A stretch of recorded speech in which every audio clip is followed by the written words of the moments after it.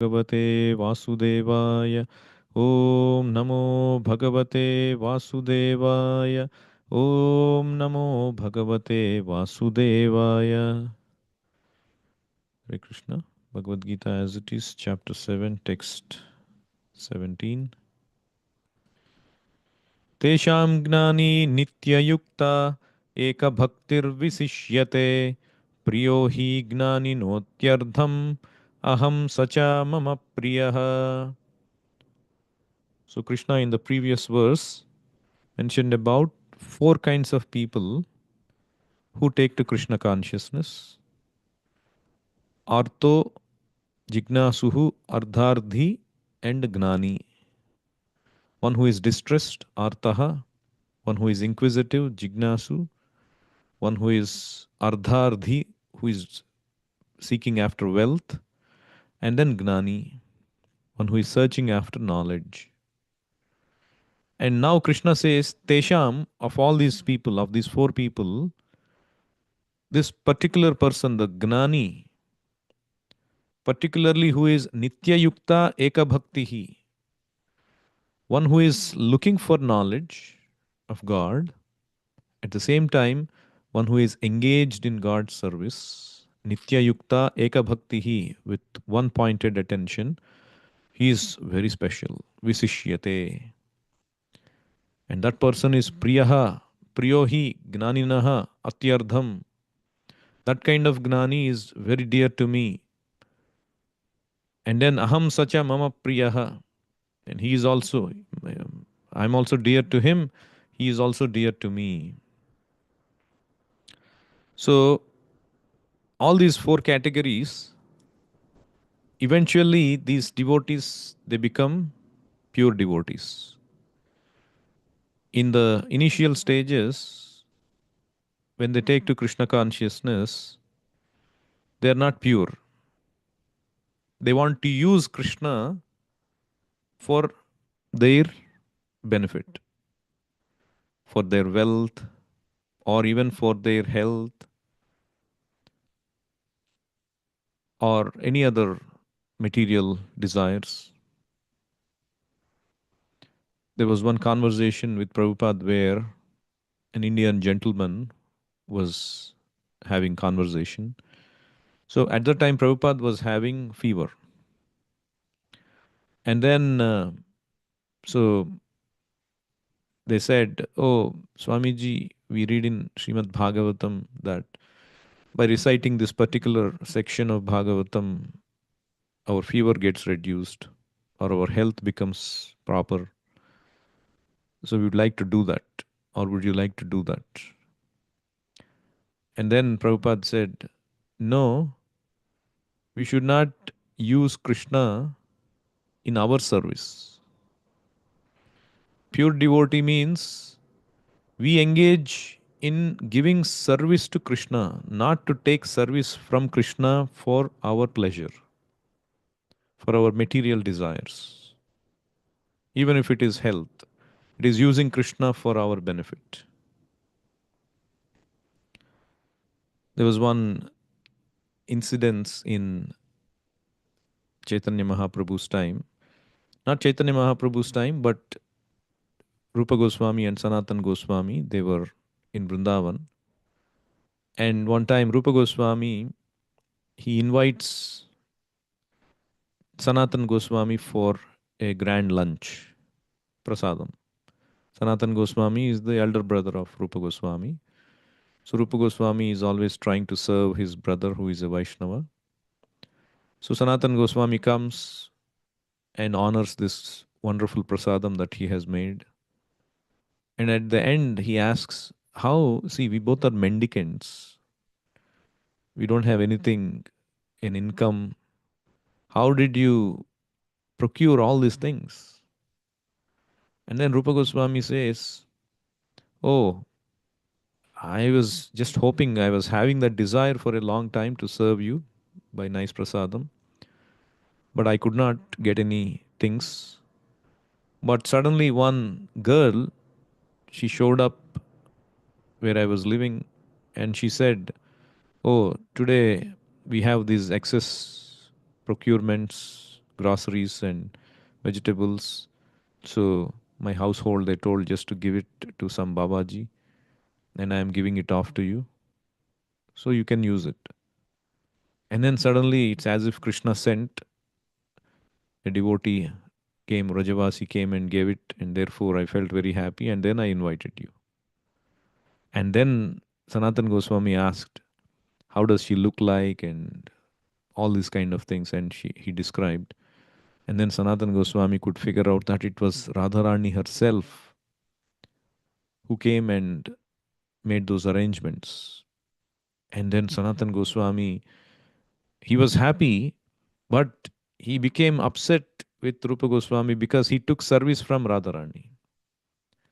And he said, no, we should be giving them service, the divine couple. We should not be taking service from them. So you see how a pure devotee, always he thinks, even he is in trouble. Actually, the trouble Krishna, Prabhupada mentions in Bhagavatam, that the distress faced by a devotee is also another feature of Krishna. Krishna, he wants to purify the devotee by a little token of distress. So Krishna is only showing up as distress. So the devotee does not try to unwelcome, does not try to hate any situation like that. Oh, if Krishna is willing like this, let me undergo this. So this is the right attitude. Anyabhilashita shunyam gnana karmadyanavrutam anukulyena krishnanushilanam bhaktiruttama. Uttama bhakti means anya abhilashita shunyam. Our other desires, karmic desires or gnanic desires. Gnanic desires means to become one with God, impersonal Brahman. Karmic desires means to gain something for our material body. It should be shunyam. And these are gnana karma adi anavrutam, uncovered by this gnana and karma. And anukulyena krishna anushilanam. One should engage in devotional service favorably. When Kamsa got to know from this child who slipped out from his hand, the Yogamaya, he thought a girl was born to Devaki as the eighth child. And then he still wanted to kill her, but that baby girl slipped out of his hand and announced, "O foolish Kamsa, your destroyer, your killer is already born somewhere." And then since that time, Kamsa, he is always thinking about Lord Vishnu. Oh, my enemy Vishnu is born somewhere. He must be scheming how to kill me. So throughout day and night he was thinking. He was making plans how to find him and kill him. So this is also being Krishna conscious, but this is not favorable Krishna consciousness. But the Krishna consciousness, pure bhakti means favorably. Favorably means as Krishna wants or as pure devotee directs. That is favorable service. That is Uttama Bhakti. Not that whatever I want, like, for example, Prabhupada used to say. So if a spiritual master is asking water, give me water, and you think you know better, oh, let me give him milk. It's even better than water. And you go and give him, you're doing service, but it is not favorable. It is unfavorable. The spiritual master wants to drink water now, not milk. So this is our own mental speculation. So anukulyena krishna anushilanam. So that is the highest stage of devotional service. So these four categories of people, they are not on that level, but eventually by approaching Krishna, because anybody who approaches Krishna is like approaching fire. It's like a iron rod which is placed in fire continuously.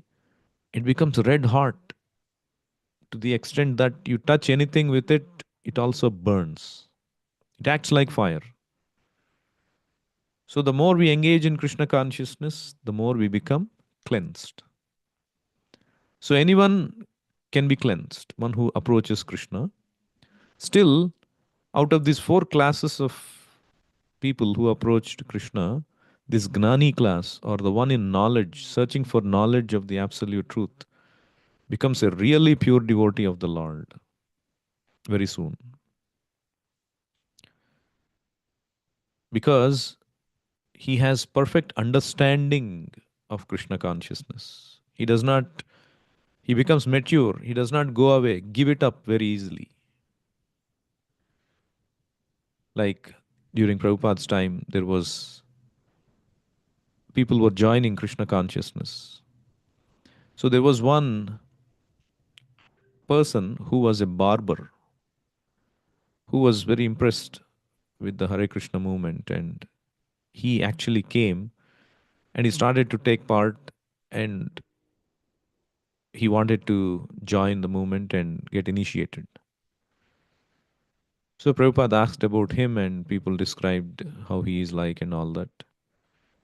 And then Prabhupada said, so he seems to be joining with only sentiment. He didn't seem to have read our books or understood the process. There was some kind of he got enamored and by sentiment he wants to join. So Prabhupada said if one joins just with sentiment, he will also leave with sentiment. And then as Prabhupada predicted, within a few days he silently left. He could not follow the principles, that lifestyle. He was just enamored. So it's like that. Because he doesn't have knowledge about the Supreme Lord. So it doesn't stand on a proper foundation. The other example Prabhupada used to tell, where during the World War,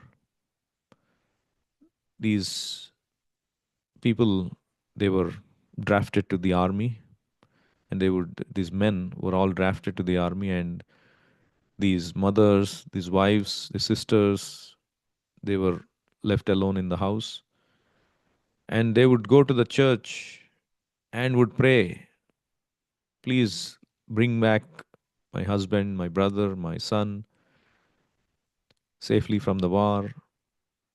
And many of them did not come back. They got killed in that battle, in that war. And when that happened, these people who all prayed, they became atheists. Why? Because it's not the proper understanding of God. God has to be my servant. Whatever I ask, God has to provide. If not, I'll become against God. This is a lack of knowledge. I met one visitor a few years ago, and he said he was attacked with heart attack, and he was joined in hospital, taken to the hospital, and several days he got underwent treatment. Thankfully, he came out, but still, that affected him. That made him weak, and he lost his good health, and as a result, he could not focus on job. He lost his job, and he was mentally very unhappy, and then stopped having faith in God. So why God did like that to me? So this is lack of knowledge. Actually, we are all undergoing, it is like saying,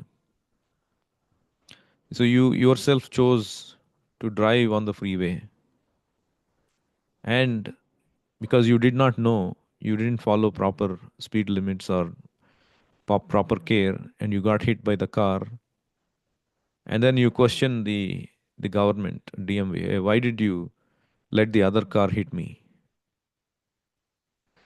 Because you chose, you wanted to enter the freeway, you wanted to drive the car, and it is bound to happen. If you are not careful, you are bound to get hit. You might die. So this material world is like that freeway. It's very dangerous. I'm sure many people who learn driving, they can vouch to this. The first time you are entering the freeway, it is like entering a war. There is no, there is no stoppage. You have to fight. You have to drive properly with the speed limit, turn lanes, and in that speed and all that. So your heart will be pounding and all that. So it's like that. So when we were in the spiritual world, we wanted to come to this freeway of this material world. We subjected ourselves to all these hits by the cars, or we subjected ourselves to get these turbulences, tribulations from other living entities. That's the nature of this material world. Krishna certifies this material world as dukkhalayam mashashvatam, but still we chose to come, and according to our deeds in the past, the reactions are sent, and then we demand God, oh, why did I do like this? Or why did you let it happen to me? Actually, when you surrender to God sincerely, Krishna removes all our reactions. But whatever does happen after that, Krishna only is orchestrating to make us more dependent on Him, to make us more purified. He's giving a little token of that suffering instead of the big suffering that was due to happen. We should understand this. This is called pure knowledge, proper knowledge. Tattenukampam susamikshmano bhunjana evatmakritam vipakam hridvagvapurbhir vidadhan namaste jivetayo muktipade sadaya bhak. Lord Brahma, he is reciting this verse. He's saying, a pure devotee thinks like this. He is earnestly waiting for Krishna's mercy, anukampam, samikshamano, is earnestly hoping, waiting for Krishna's mercy, while bhunjana eva atmakritam vipakam, while undergoing all the tribulations of this world, thinking that they are because of his own wrongdoing in the past. Atmakritam vipakam, whatever he cooked in the past, he has to eat. Whatever he has committed in the past, he has to bear those sinful reactions. While he continues to hridvag vapurbhir vidadhan namaste. He continues to offer respects and devotional service to Krishna with his heart, with his mind, with his words, with his body. And if one lives like that, facing all the obstacles in life and earnestly hoping for the Lord's mercy and engaging in the Lord's service, Jiveta, one who lives like that, Mukti Pade Sadaya Bhak, liberation or going back to Godhead becomes his rightful inheritance. Daya Bhak means a son naturally gets the property, or he inherits the property of the father. There is no separate writing, or there is no extraneous effort the son has to do. It's a natural course. He inherits all the property of the father.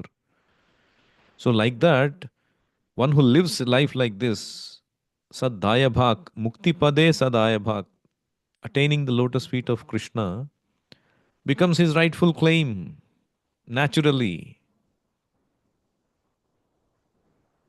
So this comes with knowledge. That is why Krishna is saying, one who is knowledgeable becomes very dear to me. Of course, knowledge here doesn't mean the knowledge of preliminary knowledge of I am spirit soul, aham brahmasmi. Of course, that is also knowledge. But typically, that kind of knowledge leads one to Mayavada, especially if they are taking guidance from another Mayavada, another Gnani who does not know about Krishna, who thinks Krishna is just Maya.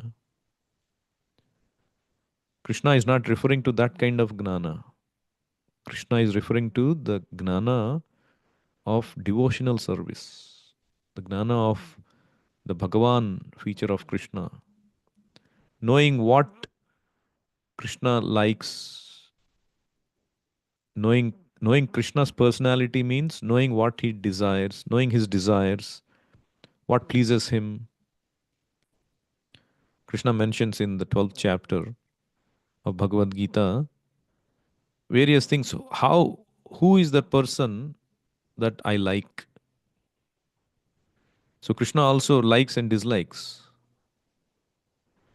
So Krishna mentions from verses 13 in the 12th chapter to verse 20 how, who is the person that he likes?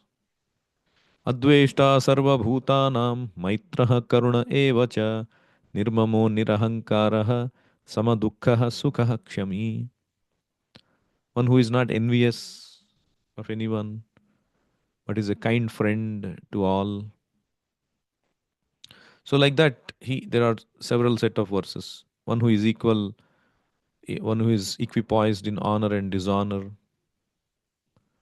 who is not so much aniketaha, who doesn't care for any fixed residence, who is fixed in knowledge, who is engaged in devotional service. Such a person is very dear to me. So like that. I met one friend of mine, a colleague actually, who came to our temple. And so I was happy and I was talking to him. And I said, yeah, how did you like the class and all that? Yeah, it's good. And then after a couple of weeks, I met him again in the office. I asked him, hey, not seen you since. Why don't you come again to the temple?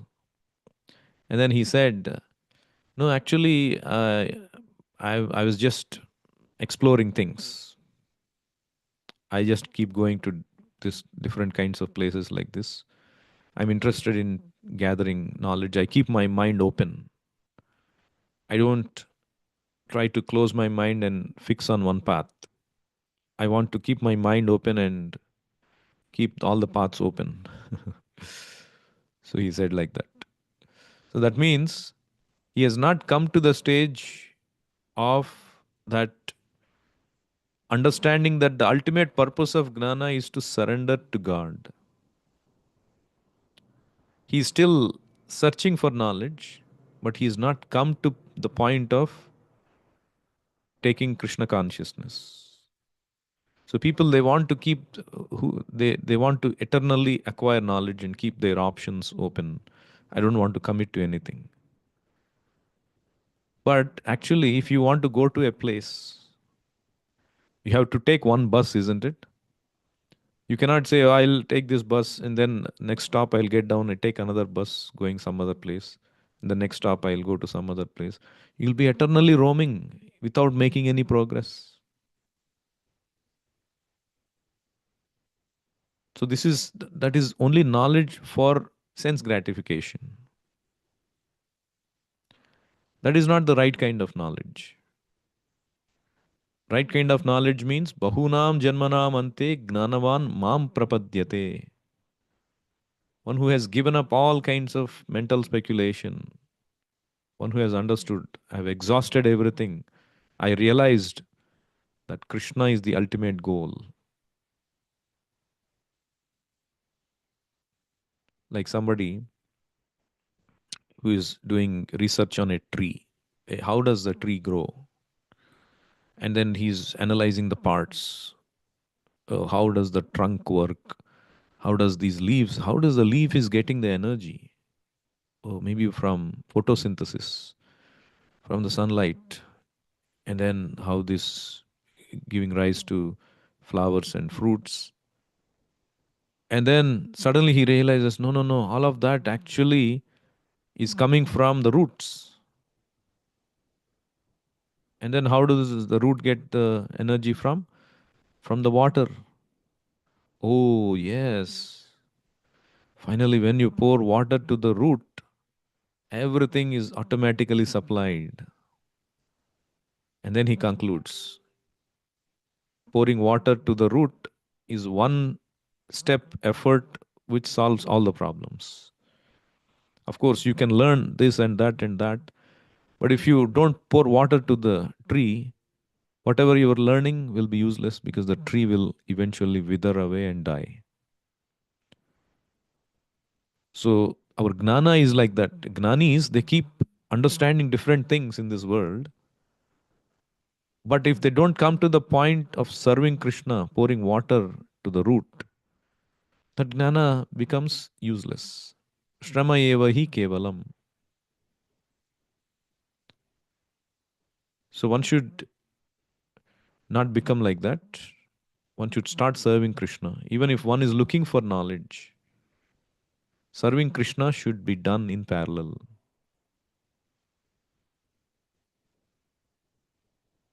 I'll stop here. Anyone has any questions or comments?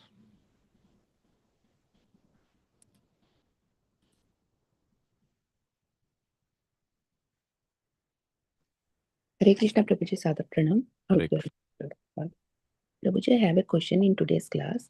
You mentioned that pure devotees, or Prabhupada said that you have to give your service to Krishna, but not expect um, you cannot ask Right. for your health or something to Krishna.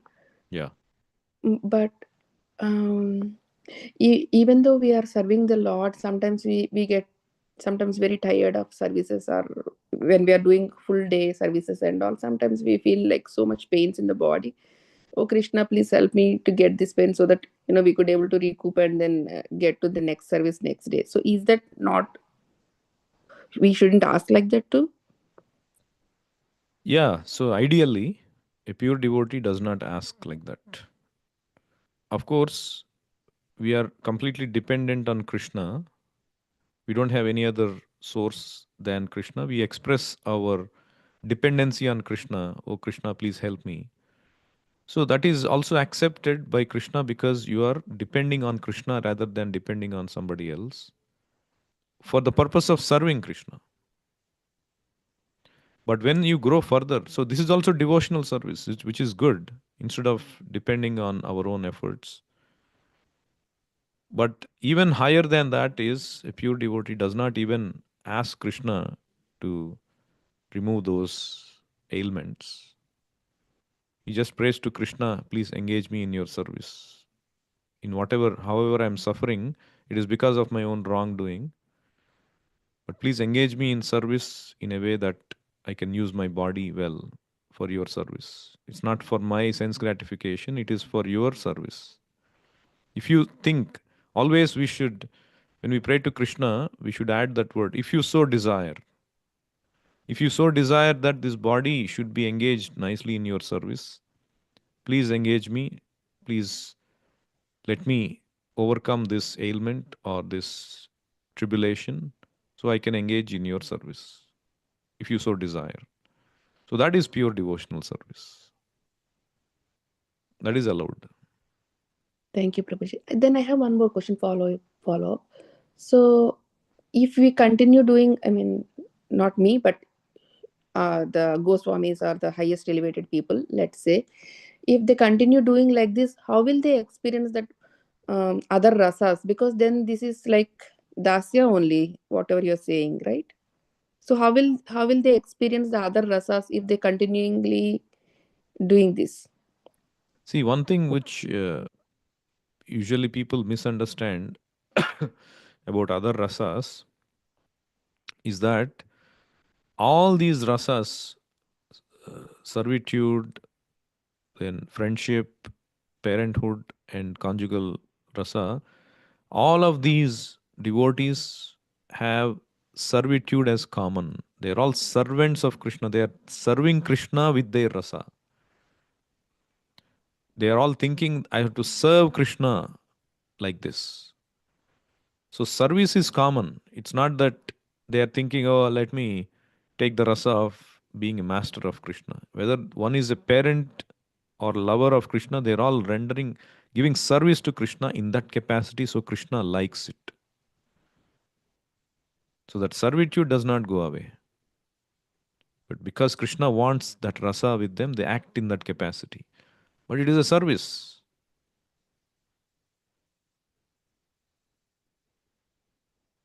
I understand it is a service attitude in all the rasas, but then from from this kind to the parenthood rasa, if they wanted to do, uh, like how can they do if if you if you're stuck like this? If you are stuck where? Like if you cannot ask God anything, or just to be able to serve you, like parenthood is also one type of service, right? Mhm. So When you naturally progress, when you naturally develop and become elevated, Krishna, and by the mercy of the spiritual master, your position is revealed, your swarupa is revealed. Those are all things that happen naturally. We don't have to, at this point in our spiritual life, we just focus on sadhana and serving Krishna as a servant. Like how, that's how the Goswamis, they also show that don't try to artificially imitate as a Ragamarga devotee. Nicely serve Krishna as a servant would serve the master. And how Krishna will reveal, how the spiritual master will reveal, and how you engage further in that rasa that you are revealed, that will happen when one becomes pure. mm, But in our stage, we just focus on serving Krishna. thank you, Prabhuji. Thank you so much. Hare Krishna. Hare Krishna. Bhagavad Gita as it is ki jai, Srila Prabhupada ki jai, Nitai Gaur Premanande, Hari Hari Bol.